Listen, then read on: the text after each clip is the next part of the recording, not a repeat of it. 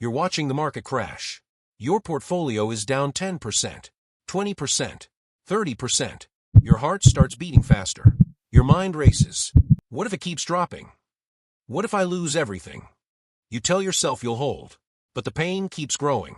And then, you do it. You sell, right at the bottom. And a few days later, the market recovers. If this has ever happened to you, you didn't make a mistake. You followed your brain. And today you'll understand exactly why panic selling happens and how to stop it. Your brain is wired for survival.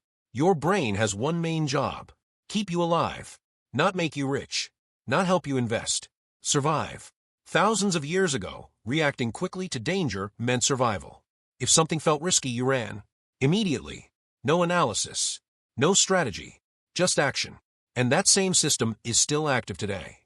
When the market drops, your brain sees danger, not opportunity, so it triggers fear and pushes you to act fast. Sell. Escape. Reduce the pain.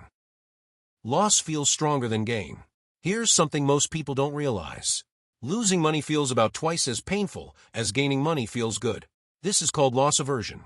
So when your portfolio drops, your brain doesn't think logically. It reacts emotionally. Even a small loss feels unbearable.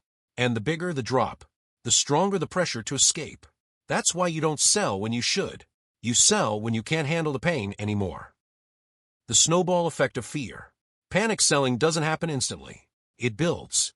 First, you feel discomfort, then anxiety, then fear, then panic.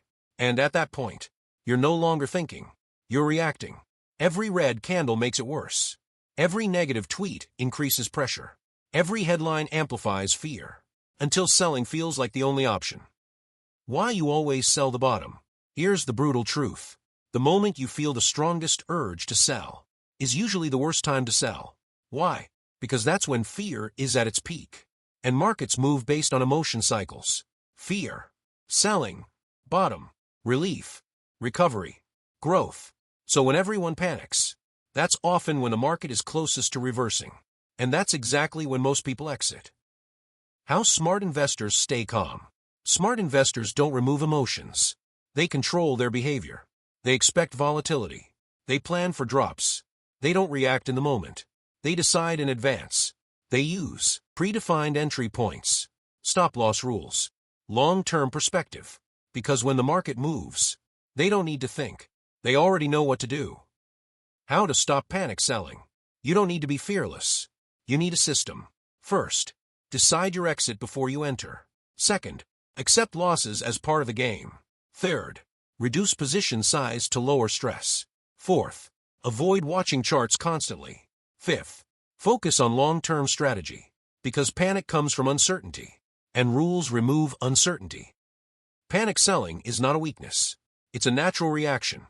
But if you don't control it, it will control your results.